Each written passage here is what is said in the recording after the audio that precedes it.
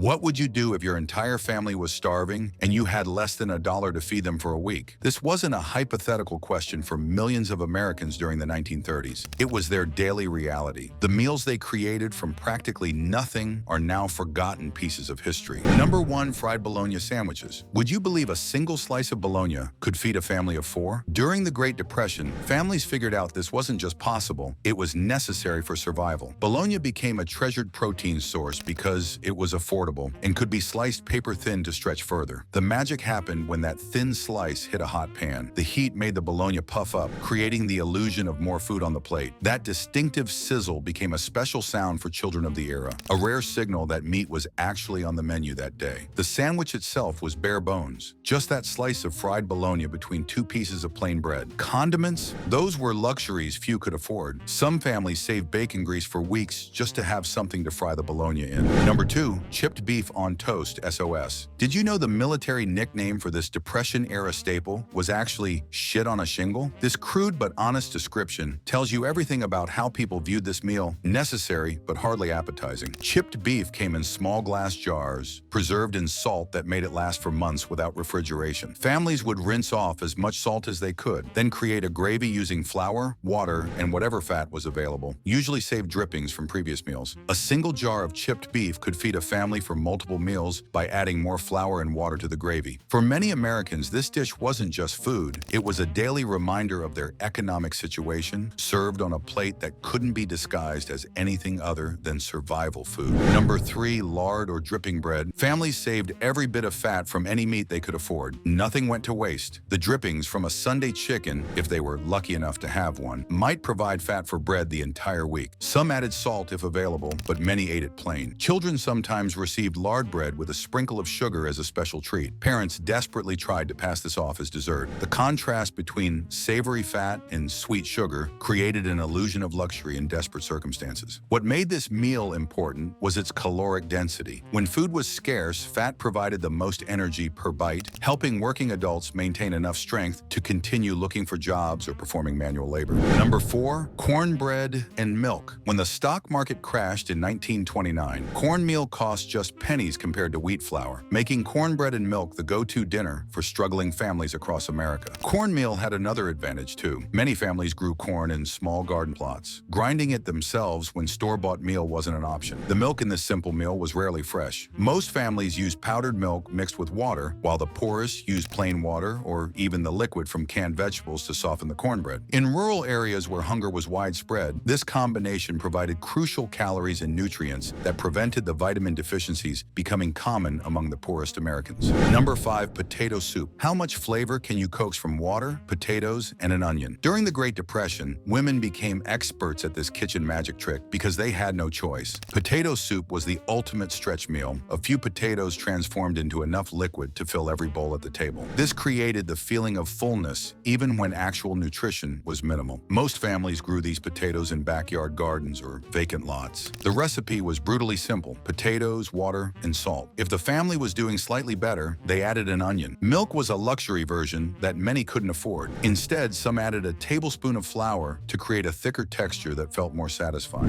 Number 6, rice and gravy. What would you do if you had a cup of rice and needed to feed 6 hungry people? During the Depression, families made gravy from practically nothing to create the illusion of a complete meal. Rice became a survival staple because it was cheap and lasted for months without spoiling. When everything else ran out, rice provided reliable calories that kept families going. The gravy rarely contained actual meat. Most families made it from flour browned in a teaspoon of saved bacon grease or lard. Water, salt, and pepper transformed this simple roux into a brown sauce that made plain rice seem more substantial. Number 7, beans and cornbread. Did you know that during the Great Depression, a pot of beans could keep a family alive for a week? This wasn't just a meal. It was a survival strategy that prevented starvation for millions of Americans. Dry beans were among the most economical protein sources available, costing just pennies per pound. What made this combination particularly vital was its complete protein profile. Together, beans and corn create a nutritionally complete protein, a fact many Depression-era mothers understood through generational wisdom rather than formal education. Number 8, onion sandwiches. Can you imagine serving your hungry children nothing but sliced onions between 2 pieces of bread? For countless families during the Depression, this wasn't a hypothetical question, but a devastating reality. The sandwich construction was bare bones. Bread, often homemade made from the cheapest flour, raw onion slices, and maybe a scraping of lard or butter if the family was fortunate. Some would add salt and pepper, while others would briefly soak the onion slices in vinegar to soften their bite. Parents often called it a special sandwich or pretended it was their favorite. Behind their forced enthusiasm was the quiet desperation of watching their child eat an onion sandwich while pretending it was enough.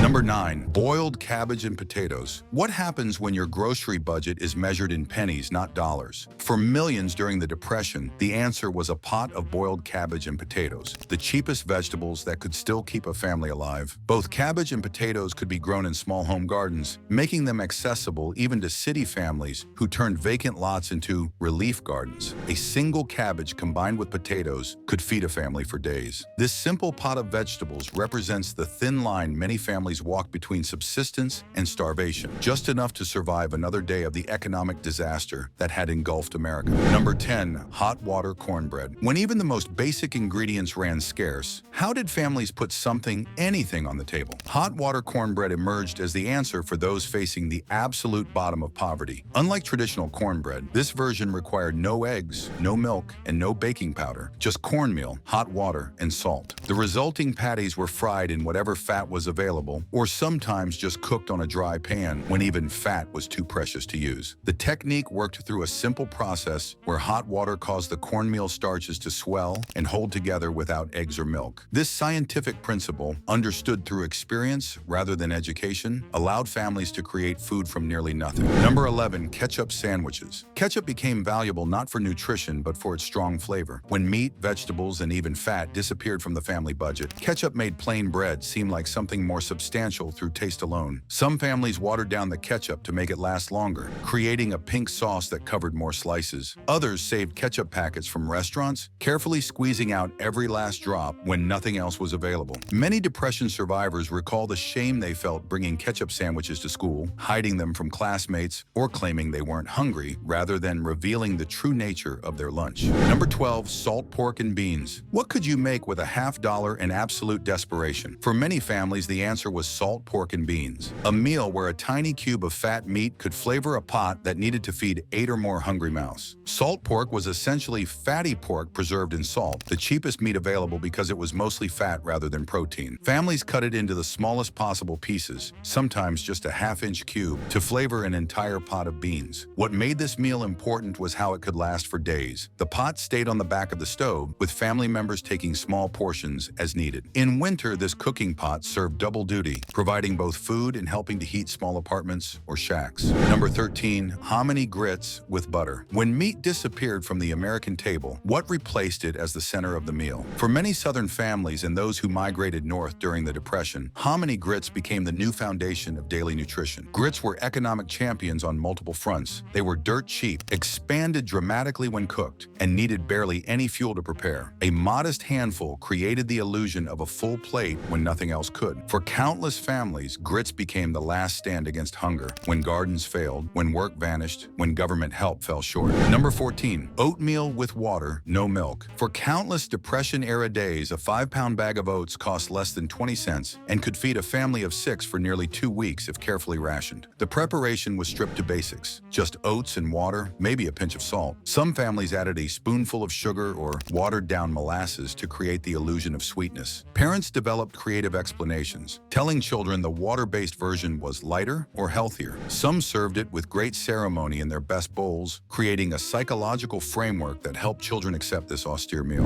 Number 15. Fried potatoes and onions. What meal could you make when your weekly food budget was less than $1? For millions of families, fried potatoes and onions became the answer, a hot meal that created the illusion of abundance through aroma and sizzle rather than actual quantity. Potatoes formed the foundation because they were both cheap and filling. The cooking method was carefully calculated for maximum satisfaction. Potatoes were sliced thin to cover more of the plate, and onions were added not just for flavor, but because their strong aroma created a sense of richness otherwise missing from the family table. For many families, the simple skillet of vegetables was their last defense against a completely empty table. Number 16. Bread pudding using stale bread. In a time when throwing away food could mean going hungry tomorrow, what did families do with stale bread? They transformed it into bread pudding. Not the rich dessert we know today, but a Depression-era survival strategy. This version looked nothing like modern bread pudding. It had no eggs, little or no sugar, and used water instead of milk. The stale bread, often collected from several meals, was the main ingredient, maybe with a sprinkle of cinnamon if they had it. Families soaked hard bread in water to soften it, then slow-baked it to create a crust that hid the bread's age. Some added apple peels or fruit scraps for extra flavor.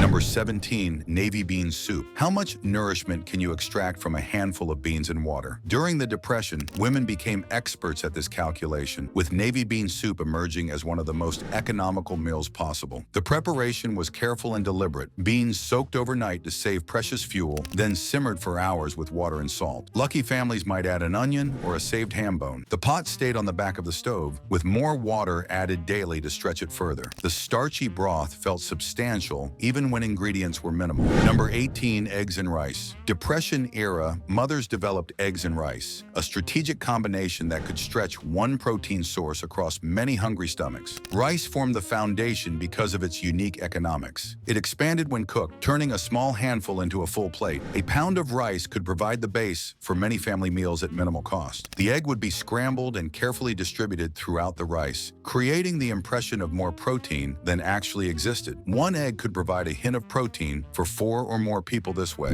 Number 19, dandelion greens with vinegar. When grocery money ran out completely, where did desperate families turn for food? The answer was often growing right in their own yards. Dandelion greens, nature's free grocery store during America's darkest economic years. These common weeds became valuable because they appeared early in spring when winter food supplies had dwindled and gardens weren't producing yet. Parents sent children to collect them from yards, parks, and roadsides, anywhere they could be found. Preparation was minimal by necessity. Families washed the greens thoroughly, then added a splash of vinegar to cut their bitterness. Some quickly boiled them if they had fuel, but many ate them raw to save resources. Number 20, pinto bean cakes. Depression-era, cooks created pinto bean cakes, an ingenious reinvention that gave families the psychological boost of a new meal from the same ingredients. The process began with leftover cooked pinto beans from the previous day's pot. Families mashed these thoroughly, mixed in a small amount of cornmeal or flour as a binder, and formed them into patties. This simple transformation from soup to solid created the illusion of variety. Bean cakes addressed both physical hunger and psychological needs. The change from soft beans to crisp patties created different textures when actual variety in ingredients was impossible, making repeated bean meals more acceptable to children. Number 21, Spam and canned veggies. Unlike fresh meat that spoiled quickly, Spam's long shelf life made it a smart purchase. Families bought it when they had extra money, saving it for times when work was scarce. A single can could be sliced paper-thin to stretch across multiple meals. The canned vegetables paired with Spam weren't chosen for taste, but for economics. Canned tomatoes provided vital vitamin C, while corn and green beans offered variety when fresh produce was too expensive. Having Spam and canned vegetables meant a family wasn't at rock bottom. For many children, the sound of Spam sliding from the can and sizzling in a hot pan meant slightly better times, when protein wasn't just a memory, but actually on their plates. Number 22, molasses on biscuits or bread. How do you satisfy a child's craving for sweetness when sugar is an unaffordable luxury? Depression-era parents turned to molasses, the cheapest sweetener available, transforming plain bread into what passed for dessert. Molasses earned its place through raw economics. At just pennies per serving compared to sugar, it provided both sweetness and essential nutrients like iron, which helped combat anemia common during those hungry years. Many parents called it a special treat or even cake, building a framework of celebration around what was essentially bread with the cheapest available topping. Number 23, porridge or cornmeal mush. What does breakfast look like when even oatmeal becomes too expensive? For countless families during the Depression's darkest days, the answer was cornmeal mush, perhaps the most economical hot meal possible in America at that time. Cornmeal earned its place through brutal mathematics. A 5-pound sack cost just pennies and could feed a family for weeks when prepared as thin porridge. Children quickly learned what cornmeal mush meant. It appeared when all other options were gone. The absolute floor of American breakfast during the Depression. Number 24, macaroni with butter or lard. When the concept of pasta sauce became an unaffordable luxury, what replaced it? For millions of families, the answer was simple: macaroni with a small amount of butter or lard, a meal that provided calories without flavor at the lowest possible cost. Pasta became central to Depression diets because of its remarkable economics. A 1-pound package could expand to feed an entire family, required minimal fuel to cook, and could be stored indefinitely without refrigeration. For many families, macaroni with butter or lard became the meal that appeared when the pantry was nearly bare, but not completely empty. It represented the second-to-last option, with only bread and water being more basic. Number 25, cabbage and noodles, haluski. How did immigrant traditions adapt to extreme poverty? Haluski, a simple dish of cabbage and noodles with Eastern European roots, became a Depression-era staple that showed how ethnic recipes survived by being stripped to their essentials. Traditional haluski would include butter and bacon, but Depression versions often contained just a scraping of saved bacon grease. Some families may do with cabbage, noodles, and salt, nothing more. Haluski represents the resilience of cultural identity